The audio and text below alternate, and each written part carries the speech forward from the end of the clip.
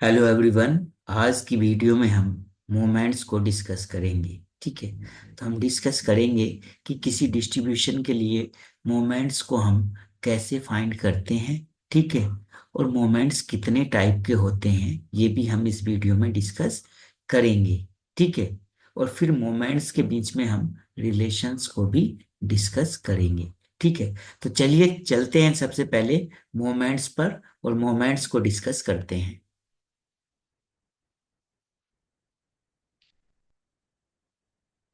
तो सबसे पहले हमें मोमेंट्स की डेफिनेशन को देखना है।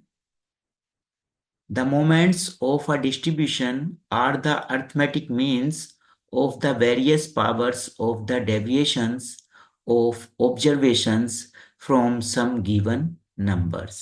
ठीक है, तो ये मोमेंट्स की डेफिनेशन है। ठीक है, अब देखिए मोमेंट्स कितने टाइप के होते हैं। ठीक है, तो मोमेंट्स जो होंगे हमारे वो टू टाइप्स के होते हैं। एक तो सेंट्रल मोमेंट्स और एक होते हैं हमारे रो मोमेंट्स। ठीक है, तो सबसे पहले हम डिस्कस करेंगे सेंट्रल मोमेंट्स को। ठीक है, तो चलिए चलते हैं सेंट्रल मोमेंट्स पर। तो सेंट्रल मोमेंट को हम क्या बोलते हैं? मोमेंट्स अबाउट मीन भी बोलते हैं। ठीक है, तो कहने का मतलब मोमेंट्स अबाउट मीन या फिर क्या है, सेंट्रल मोमेंट्स, दोनों एक ही बात है। ठीक है, अब मोमेंट्स अबाउट मीन क्या होते हैं? ठीक है, तो इसको डिस्कस कर लेते हैं। तो सबसे पहले हम मोमेंट्स अबाउट मीन को डिस्कस करेंगे किसी इंडिविजुअल डेटा के लिए, मतलब जिसमें frequency distribution given, frequency given नहीं होगी, ऐसे डेटा के लिए हम मोमेंट्स अबाउट मीन को डिस्कस करेंगे या फिर सेंट्रल मोमेंट्स को डिस्कस करेंगे। ठीक है, तो देखिए the rth moment about mean for an individual observations x1, x2, x3 and so on up to xn is defined as mu r equal to summation xi minus x bar to the power r upon n, where r equal to 0, 1, 2, 3, 4 and so on। ठीक है, तो देखिए अगर हमारे पास n individual observations हैं, x1, x2, x3 up to xn, ये individual n observations हैं हमारे पास, तो इनके लिए हम जो rth मोमेंट होगा, ठीक है, कैसा rth moment? Moment about mean या फिर सेंट्रल मोमेंट। कौन सा मोमेंट? rth moment. ठीक है, तो इसको हम डिनोट करते हैं म्यू आर से, rth मोमेंट को, और इसका फॉर्मूला होता है summation x i minus x bar to the power r upon small n. ठीक है, और या फिर आप डायरेक्ट इसको ऐसे भी बोल सकते हैं, mu r equal to summation x minus x bar to the power r upon small n. तो यहाँ पर I1 to N ये अंडरस्टूड पार्ट है, तो इसको लिखने की जरूरत नहीं है। ठीक है, तो ये कौन सा मोमेंट है? आपका rth मोमेंट है। अब जैसे जैसे इसमें r की वैल्यू आप 0, 1, 2, 3, 4 डालते रहेंगे, वैसे आपको म्यू 0, म्यू 1, म्यू 2, म्यू 3 इनकी वैल्यूज मिलती रहेंगी। ठीक है, तो हम जनरली जो स्टार्ट करते हैं वो 1 से स्टार्ट करते हैं, क्योंकि म्यू 1 को बोलते हैं फर्स्ट मोमेंट, म्यू 2 को बोलते हैं सेकंड मोमेंट, और म्यू 3 को थर्ड मोमेंट, और म्यू 4 को फोर्थ मोमेंट बोलते हैं। ठीक है, तो हम आर की जो वैल्यू पुट करेंगे इसमें जनरल फॉर्मूले में, वो 1 से स्टार्ट कर देंगे, 1, 2, 3, 4 हम इसमें पुट करेंगे, जिससे हमें म्यू 1, म्यू 2, म्यू 3, म्यू 4 मिलेंगे, जो कि क्या होते हैं? फर्स्ट 4 मोमेंट्स होते हैं। और कैसे मोमेंट्स होते हैं? मोमेंट अबाउट मीन बोलते हैं हम इनको, क्योंकि यहाँ पर जो डेविएशन लिए गए हैं वो एक्स बार से लिए गए हैं। ठीक है, तो ये मोमेंट्स अबाउट मीन होंगे हमारे, या फिर इनको हम बोलेंगे सेंट्रल मोमेंट्स। ठीक है, तो चलिए आर की वैल्यू हम पुट करते हैं 1, 2, 3, और 4 मोमेंट्स अबाउट मीन को हम फाइंड करते हैं। तो ठीक है, अगर r इक्वल टू 1 पुट करेंगे हम इस फॉर्मूले में, तो म्यू 1 आएगा हमारा summation x i minus x bar upon small n. ठीक है। और इसको बोलेंगे हम फर्स्ट सेंट्रल मोमेंट या फिर फर्स्ट मोमेंट अबाउट मीन। और ये जो स्मॉल एन है यहाँ पर फॉर्मूले में, यहाँ पर स्मॉल एन देख रहे हैं हम, तो ये स्मॉल एन जो होता है ये क्या है, नंबर ऑफ ऑब्जर्वेशंस, जितनी ऑब्जर्वेशंस हैं x1 से लेके xn तक ऑब्जर्वेशंस हैं, तो ये नंबर ऑफ ऑब्जर्वेशन है, तो ये फर्स्ट सेंट्रल मोमेंट होगा। इसके बाद अगर इसमें हम जो जर्नल फॉर्मूला है इसमें r की वैल्यू 2 पुट कर देंगे तो हमें सेकंड सेंट्रल मोमेंट मिल जाएगा, जो कि क्या होगा, summation x minus x bar whole square upon n, ये होगा हमारा सेकंड सेंट्रल मोमेंट्स। इसी तरह से आप जनरल फॉर्मूले में r = 3 जब पुट करेंगे तो μ3 की वैल्यू मिल जाएगी। ठीक है। और जब r की प्लेस पर आप 4 पुट करेंगे तो μ4 की वैल्यू आपको मिल जाएगी। तो ये फर्स्ट 4 मोमेंट्स होंगे हमारे अबाउट मीन। किसके लिए, जब हमारे पास n इंडिविजुअल्स ऑब्जर्वेशंस होंगी, x1 x2 x3 up to xn। ठीक है। तो ये तो था एक मोमेंट्स अबाउट मीन हमारे इंडिविजुअल डेटा के लिए। अब अगर हमारे पास फ्रीक्वेंसी डिस्ट्रीब्यूशन आ जाए तो हम मोमेंट्स उस केस में कैसे फाइंड करते हैं उसको देखते हैं। ठीक है। तो अब हम फ्रीक्वेंसी डिस्ट्रीब्यूशन के लिए मोमेंट्स अबाउट मीन यानी कि सेंट्रल मोमेंट्स को डिस्कस करेंगे। ठीक है। The rth moment about mean for a frequency distribution. Suppose हमारे पास फ्रीक्वेंसी डिस्ट्रीब्यूशन क्या है, ये x वेरिएबल है, जिसकी वैल्यू है x1 x2 x3 up to xn। और यहाँ पर हमें इन नंबर्स की फ्रीक्वेंसीज भी गिवन है। x1 की फ्रीक्वेंसी f1 है, x2 की f2, x3 की f3 और xn की फ्रीक्वेंसी fn है। तो ये अगर हमें फ्रीक्वेंसी डिस्ट्रीब्यूशन गिवन है तब इस केस में हम जो हमारा मोमेंट होता है, मोमेंट अबाउट मीन, वो कैसे डिफाइन होगा, तो वो डिफाइन होगा हमारा μr = f(i)(xi) - x bar to the power r upon n, and where r = 0, 1, 2, 3, 4 and so on। ठीक है। तो देखिए अगर हमारे पास फ्रीक्वेंसी डिस्ट्रीब्यूशन गिवन है तो फॉर्मूले में क्या चेंज आएगा, मोमेंट्स के, तब फॉर्मूला हो जाएगा। अगर देखिए फ्रीक्वेंसी डिस्ट्रीब्यूशन नहीं थी, था हमारे पास, मतलब फ्रीक्वेंसी नहीं थी, तब फॉर्मूला था हमारा x minus x bar to the power r upon small n। ठीक है।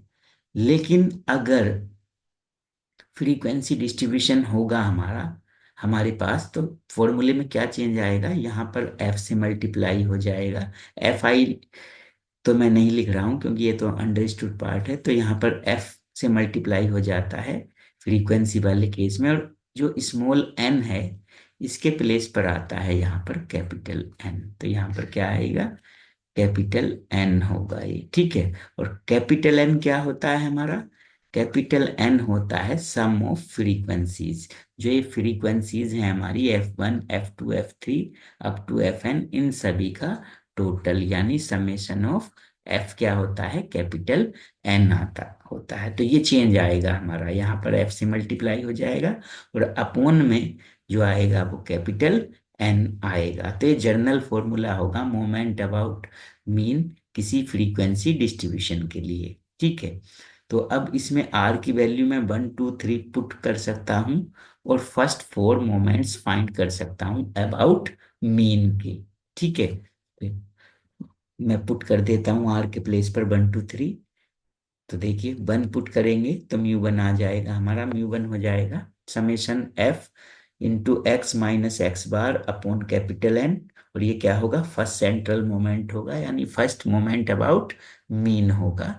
इसी तरह से आर के प्लेस पर आपने 2 पुट किया तो ये आ जाएगा summation f into x minus x bar whole square upon capital n, ये सेकंड सेंट्रल मोमेंट्स हो जाएगा। इसी तरह से आप आर के प्लेस पर 3 पुट करेंगे तो थर्ड सेंट्रल मोमेंट्स आपको मिलेगा, ठीक है। और आर के प्लेस पर अगर आप 4 पुट करते हैं तो तब आपको म्यू 4 मिलेगा, जो कि क्या होता है, फोर्थ सेंट्रल मोमेंट्स होता है, ठीक है। तो ये थे मोमेंट्स अबाउट मीन। दोनों केसेस में हमने देखा, जब हमें फ्रीक्वेंसी गिवन होती है तब भी डिस्कस किया, और जब फ्रीक्वेंसी गिवन नहीं होती है तब भी हमने मोमेंट्स को डिस्कस किया, ठीक है। अब ये कैसे मोमेंट्स थे, ये दोनों केसेस में सेंट्रल मोमेंट्स थे या मोमेंट अबाउट मीन थे। अब आते हैं हम मोमेंट्स के दूसरे टाइप पर, जो कि क्या होता है, मोमेंट्स अबाउट आर्बिट्रेरी पॉइंट, या फिर मोमेंट्स अबाउट आर्बिट्रेरी पॉइंट्स, या फिर रॉ मोमेंट्स, ठीक है। अब यहाँ पर एक बात और याद रखनी है, एक्स बार जो है यहाँ पर जो फॉर्मूले में यूज किया गया है, एक्स बार वो क्या है, मीन है किसका, डिस्ट्रीब्यूशन का। और एन क्या है, कैपिटल एन, मैंने बताया था कैपिटल एन क्या है, आपका सम ऑफ फ्रीक्वेंसीज, फ्रीक्वेंसीज का सम है, ठीक है। तो चलिए अब आर्बिट्रेरी मोमेंट्स पर चलते हैं। एक रिमार्क और देख लेते हैं, the first central moment mu 1 is always 0 and the second central moments mu 2 is called variance of the data. Clear. तो ये बात भी आपको याद रखनी है कि भाई म्यू 1 जो होता है इसकी वैल्यू हमेशा कितनी आती है, 0 आती है, ठीक है। और जो म्यू 2 होता है हमारा, ये म्यू 2 किसके इक्वल होता है, उस डिस्ट्रीब्यूशन के वेरिएंस के इक्वल होता है। तो एक बात आप याद रखेंगे कि म्यू 1 हमेशा 0 होगा, और म्यू 2 किसके इक्वल होता है, वेरिएंस के इक्वल होता है। यानी म्यू 2 मतलब वेरिएंस, यानी सेकंड सेंट्रल मोमेंट्स मतलब वेरिएंस, ठीक है। तो चलिए अब चलते हैं moments about an arbitrary points, या फिर इनको बोलते हैं हम रा मोमेंट्स, ठीक है। अब इसमें क्या होता है, पहले इसके फॉर्मूले को डिस्कस करते हैं। किस केस में, जब हमारे पास फ्रीक्वेंसी नहीं गिवन होगी, यानी इंडिविजुअल डेटा होगा।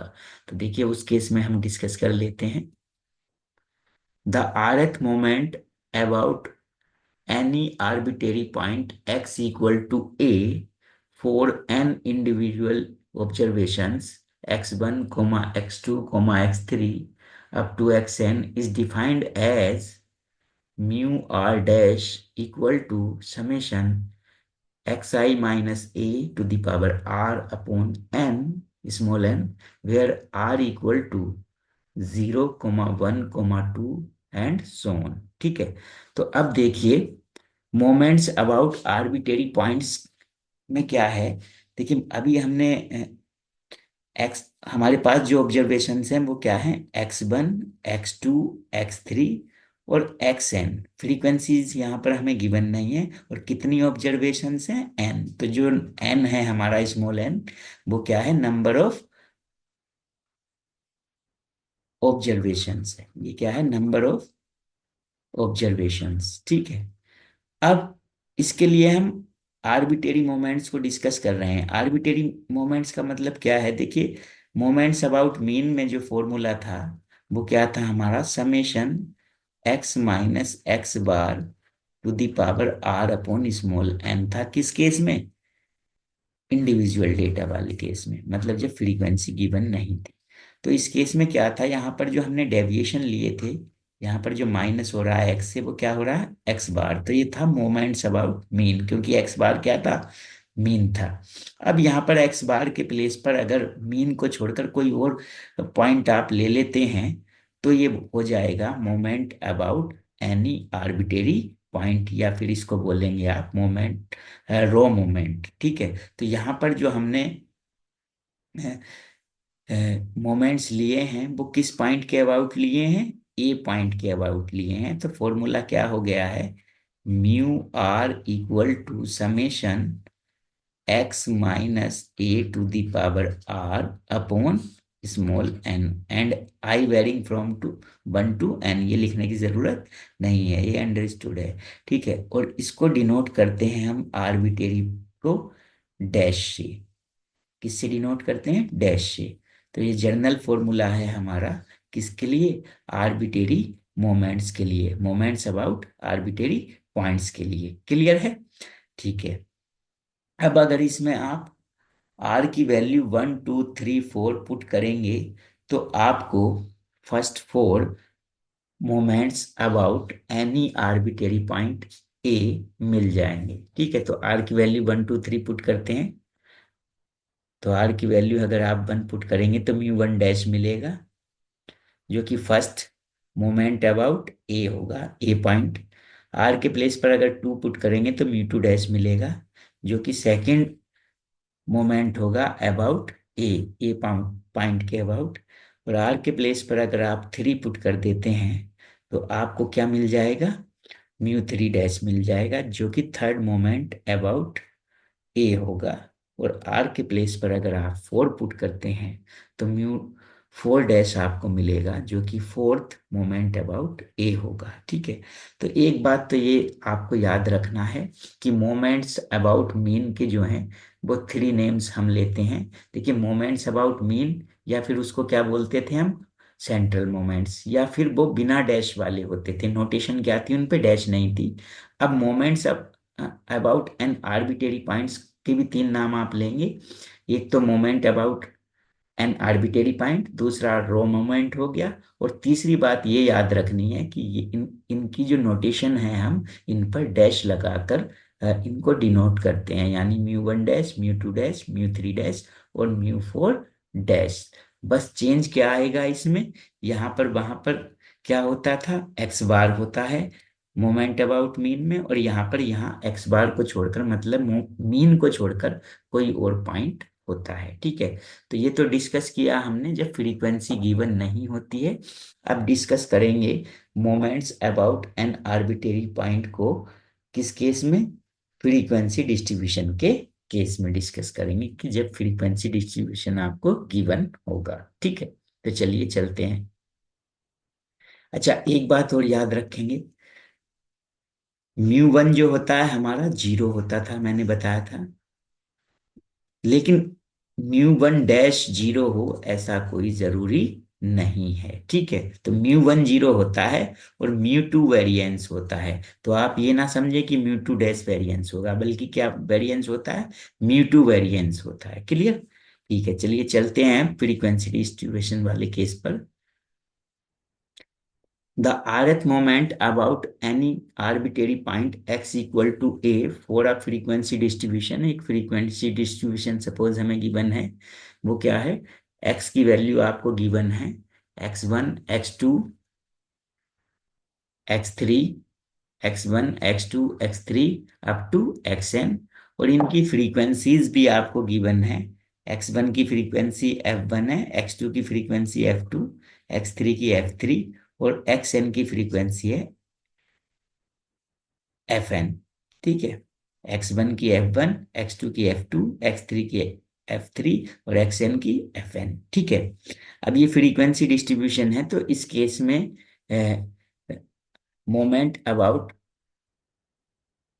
Any arbitrary point x equal to A पर जो हमारा जनरल फॉर्मूला होगा मोमेंट का, वो कैसे डिफाइन होगा? तो देखिए हम कैसे डिफाइन करेंगे उसको। Mu r dash equal to होगा हमारा summation f minus summation f into x minus a to the power r upon capital n होता है फ्रीक्वेंसी वाले केस में, यहाँ क्या होगा? Capital n. ठीक है, तो देखिए बस थोड़ा सा ही चेंज आएगा। तो म्यू आर डैश लिखेंगे क्योंकि मोमेंट अबाउट आर्बिटरी पॉइंट है, और फॉर्मूला क्या था जब फ्रीक्वेंसी नहीं गिवन थी? तो तब था x minus a to the power r upon small n. अब अगर फ्रीक्वेंसी गिवन होगी तो यहाँ एफ आ जाएगा, फ्रीक्वेंसी हो जाएगी, और इस एन के प्लेस पर, स्मॉल एन के प्लेस पर कैपिटल एन हो जाएगा, जो कि कैपिटल एन क्या होता है हमारा? समेशन एफ होता है, यानी फ्रीक्वेंसीज का टोटल होता है। ठीक है, और small n number of observations होता है। ठीक है भाई। अब आर के प्लेस पर अगर आप 1 2 3 4 पुट करेंगे तो आपको फर्स्ट 4 मोमेंट्स मिल जाएंगे about point x equal to A. तो आर के प्लेस पर 1 2 3 पुट करते हैं। तो म्यू वन डैश आ जाएगा आपका F × X - A upon capital N, जो कि फर्स्ट मोमेंट अबाउट ए होगा। फिर जब टू पुट करेंगे आर के प्लेस पर आप जनरल फॉर्मूले में, तो म्यू टू डैश आ जाएगा, जो कि होगा F(x - A whole square upon capital N, जो कि सेकंड मोमेंट अबाउट ए होगा। इसी तरह से अगर आप आर के प्लेस पर थ्री पुट करते हैं तो म्यू थ्री डैश मिल जाएगा, और जब फोर पुट करेंगे आर के प्लेस पर तो म्यू फोर डैश मिल जाएगा। तो इस तरह से ये फर्स्ट फोर मोमेंट्स मिलेंगे आपको अबाउट ए, और ए क्या है, कोई आर्बिट्रेरी पॉइंट है। ठीक है, क्लियर? तो हमने दोनों केसेस में डिस्कस कर लिया। ठीक है, फ्रीक्वेंसी डिस्ट्रीब्यूशन के लिए भी, और जब फ्रीक्वेंसी गिवन नहीं है तब भी। ठीक है, अब इसमें जो है एक बात और याद रखनी है आपको कि ए जो है हमारा, ए क्या है, एनी आर्बिट्रेरी पॉइंट है। ठीक है, और एन क्या है, कैपिटल एन समेशन एफ है, यानी सम ऑफ फ्रीक्वेंसीज है। ठीक है, अब इसमें एक बात और आपको याद रखनी है, रिमार्क को देख लेते हैं कि अगर ए जो है, ये जो पॉइंट है, जिस पॉइंट के अबाउट आपने मोमेंट्स लिए हैं, ये ए पॉइंट, अगर ये पॉइंट क्या हो जाता है, जीरो हो जाता है, तो यानी ये जो म्यू वन डैश और mu two dash, mu three dash, mu four dash, अभी तो किसके अबाउट हैं, अबाउट ए, तो तब किसके अबाउट हो जाएंगे, अगर ए जीरो हो जाएगा तो अबाउट जीरो हो जाएंगे। और अबाउट जीरो को हम क्या बोल सकते हैं, मोमेंट्स अबाउट ओरिजिन बोल सकते हैं। ठीक है, तो अगर ए जीरो है तो mu one dash, mu two dash, mu three dash और म्यू फोर डैश को आप क्या बोलेंगे, मोमेंट्स अबाउट ओरिजिन या फिर मोमेंट अबाउट जीरो बोलेंगे। ठीक है, तो दोनों तरह के मोमेंट्स हमने डिस्कस कर लिए, सेंट्रल मोमेंट्स यानी मोमेंट्स अबाउट मीन, और रॉ मोमेंट्स यानी moment about any arbitrary point. अब हम इनके बीच रिलेशंस को डिस्कस करेंगे। ठीक है, तो चलिए चलते हैं, relation between moments about mean and moments about an arbitrary points. अब बात समझिए, देखिए, मोमेंट्स अबाउट मीन जो होते हैं ये हमेशा बिना डैश वाले होंगे। अगर मैं फर्स्ट फोर मोमेंट्स की बात करूं तो पहला हो जाएगा म्यू वन, फिर म्यू टू, फिर म्यू थ्री और फिर म्यू फोर। तो ये first four moments about mean होंगे, इनके ऊपर हम डैश नहीं यूज करते हैं। और moments about an arbitrary points, इनको हम डैश से डिनोट करते हैं, तो ये होंगे mu one dash, mu two dash, mu three dash, mu four dash, यानी ये डैश वाले होंगे। क्लियर? अब इनके बीच में हमें रिलेशन देखना है कि इनके बीच में क्या रिलेशन होता है। ठीक है, तो अगर हमें डैश वाले मोमेंट्स गिवन है, या ये यानी कैसे moments, moments about arbitrary point, और हमें कैसे मोमेंट्स फाइंड करने हैं, मोमेंट अबाउट मीन फाइंड करने हैं, तो तब हम कौन से रिलेशन यूज करेंगे उसको देखते हैं। when moments about arbitrary points are given, यानी जब mu one dash, mu two dash, mu three dash, mu four dash given होंगे, तो तब हम इनसे बिना डैश वाले यानी मोमेंट्स अबाउट मीन कैसे फाइंड करेंगे। देखिए, ये बात तो आपको पता ही है कि म्यू वन जो होता है ये तो हमेशा जीरो होता है, फर्स्ट सेंट्रल मोमेंट यानी फर्स्ट मोमेंट अबाउट मीन तो जीरो होगा हमेशा। ठीक है, और म्यू टू क्या होता था, म्यू टू होता है वेरिएंस। तो म्यू टू का फॉर्मूला क्या होगा, अगर म्यू वन डैश और म्यू टू डैश गिवन है तो इसका फॉर्मूला होगा म्यू टू का mu two dash minus mu one dash का होल स्क्वायर। ये आपको फॉर्मूले याद करने होंगे। ठीक है, इसी तरह से अगर आपको mu one dash, mu two dash और म्यू थ्री डैश तीनों गिवन है और आपसे म्यू थ्री पूछा जाता है, तो तब आपको ये फॉर्मूला याद करना पड़ेगा। ये फॉर्मूला आपको याद होना चाहिए। म्यू क्या होगा, mu three equal to mu three dash minus three mu two dash into mu one dash plus two mu one dash two. तो इसमें क्या होता है, इनमें टर्म्स जो है राइट हैंड साइड में ऑल्टरनेट चलती हैं, यानी एक प्लस एक माइनस, तो ये फर्स्ट टर्म प्लस की, यहाँ माइनस, इसमें ये प्लस ये माइनस ये प्लस। ऐसे ही फोर्थ वाला फॉर्मूला भी आपको याद करना पड़ेगा। ये फर्स्ट टर्म प्लस की, सेकंड नेगेटिव, फिर थर्ड प्लस, फिर फोर्थ नेगेटिव। तो ये फॉर्मूले आप याद कर लेंगे। ये कब यूज होंगे हमें? जब डैश वाले आपको मोमेंट्स गिवन होंगे और आपको बिना डैश वाले यानी मोमेंट्स अबाउट मीन फाइंड करने होंगे। ठीक है। अब चलिए उस केस पर चलते हैं कि अगर आपको सेंट्रल मोमेंट्स गिवन है यानी बिना डैश वाले मोमेंट्स गिवन है और आपको moments about any arbitrary find any arbitrary point find करने हैं यानी डैश वाले मोमेंट फाइंड करने हैं, तो तब क्या फॉर्मूला यूज करेंगे? ठीक है। तो when moments about mean are given, ठीक है, तो जब mu 1, mu 2, mu 3, mu 4 given होंगे, तब mu 1 dash, mu 2 dash, mu 3 dash आप किन फॉर्मूले से फाइंड करेंगे? इन फॉर्मूले से फाइंड करेंगे। ये 4 फॉर्मूले आपको याद रखने हैं। ठीक है। और यहाँ पर जो ये एक्स बार है, एक्स बार क्या है? यहाँ पर मीन है। जिस डिस्ट्रीब्यूशन के आप मोमेंट्स फाइंड कर रहे हैं उस डिस्ट्रीब्यूशन का मीन है एक्स बार। तो ये फॉर्मूले आप याद कर लेंगे। ठीक है। तो आज की वीडियो में हमने मोमेंट्स को डिस्कस किया और उन मोमेंट्स के बीच में रिलेशन क्या होते हैं उनको भी हमने डिस्कस किया। तो आज की वीडियो में इतना काफी है। Thanks for watching.